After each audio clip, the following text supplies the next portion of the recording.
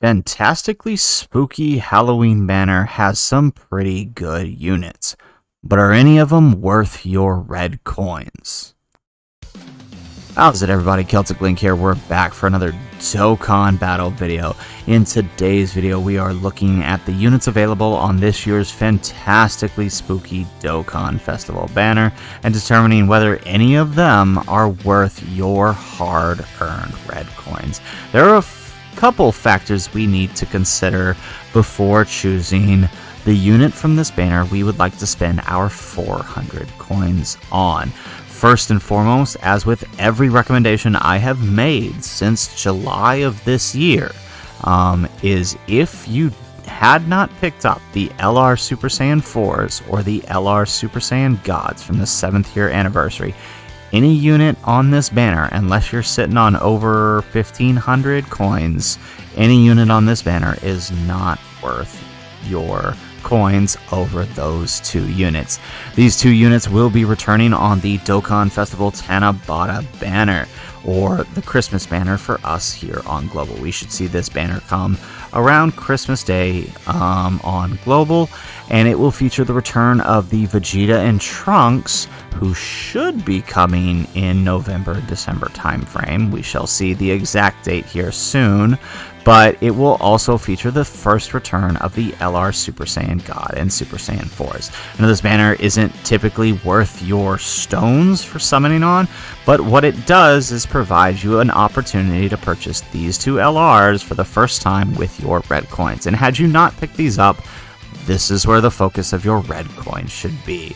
Now, if you do have them, now we can start talking about this banner and who is worth your coins. I'm going to go ahead and say that if we look from the bottom, starting with Videl, she's not worth your coins. Even if she's a character you've really been wanting for quite some time, you heard all the hype when she was released, still not worth your coins. She just doesn't have the teams to be slotted into, and her flaws are really starting to show in this new meta of difficult content that we have. So definitely don't think she's worth the 400 coin pickup, especially when you consider that she's likely to be on the step-ups here at the end of the year, and like some of the other characters on this banner, has already returned a multitude of times and will probably return several more here in the short-coming future. Up next, we have the Tech, Kale, and Caulifla. Very good unit, very popular. They have a really good passive. They have an awesome heal and a transformation into Kefla to put out some high damage. They are a good unit. I've used them quite a lot. I love them. So I could definitely see an argument for pulling them with your red coins if you were missing them. Now, if you're missing anyone else on this banner, definitely not worth the pickup over some of these others, though. Now, with the STR Kid Buu and the Fizz Goku on the banner, both really good units, both insanely powerful, especially since both now, as of the release of the Gamma 1 and Gamma 2, now have access to the 200% meta. Goku's flaws are definitely starting to show in this meta, but still insanely powerful unit, and the same goes for the Kid Buu. So I could see an argument for picking them up. This is only their second return, and they are likely to continue to return as more and more dual Dokkan festivals come in the coming months. Now, all four of those units are good and have justifications in their own right for picking them up. But if you are missing either one of these three 200% leaders, I would prioritize them over the other four. If you look at the AGL Cell and the STR Goku, who were made available during the Golden Week this year, this is their second return since the worldwide download celebration. If you were missing either one of them, I would definitely prioritize picking up one of them if you have the 400 coins to do so. I would say more so the Goku, as his 200% team is far more versatile than Cell's, who is very limited while extremely powerful. So you got to kind of weigh those options. Now, that brings us to the final character on the list, right? The Int Majin Vegeta. Alright, this guy was this past year's Saiyan Day unit, and he is a pretty good unit. He provides an excellent 200% leader skill, access for Vegeta's family, and gifted warriors. Now, he himself suffered from a major flaw upon his release, in that he did not have a good Trunks character to go on his team.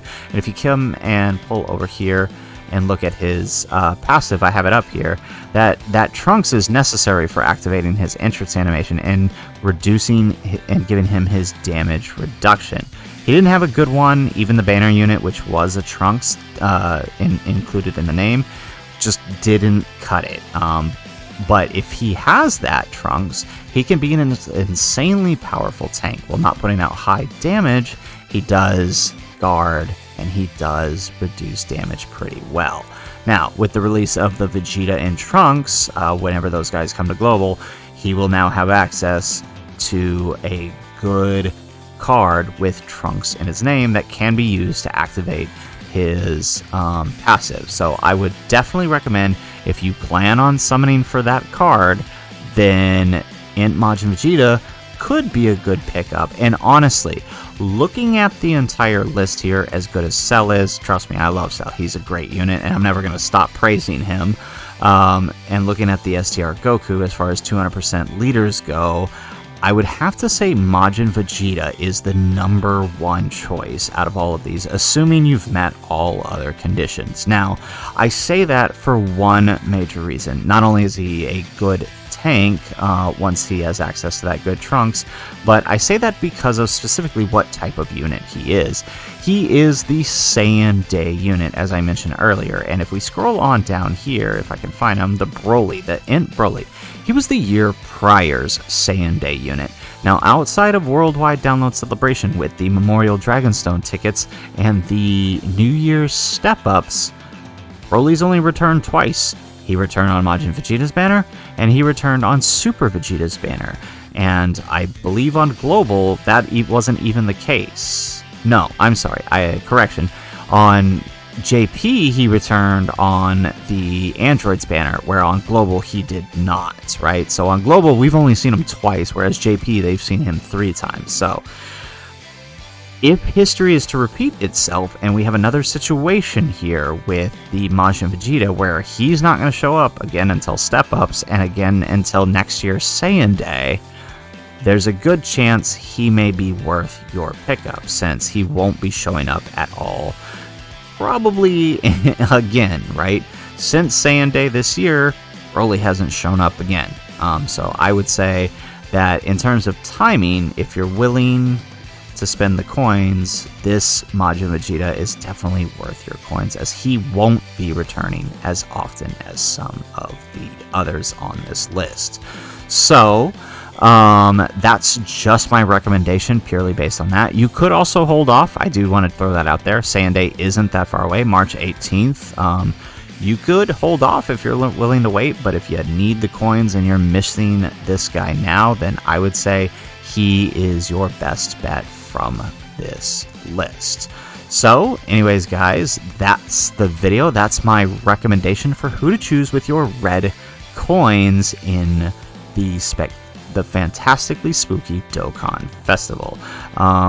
If you liked this video, if you liked my recommendation, make sure you hit that like button and subscribe to the channel if you have not already.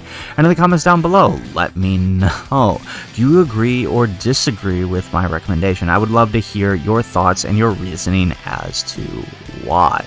If you already picked up somebody from this banner with coins, who'd you pick up? And what was your reason for doing so? Would love to hear that as well. Otherwise, guys, as always, thanks for watching, and aloha.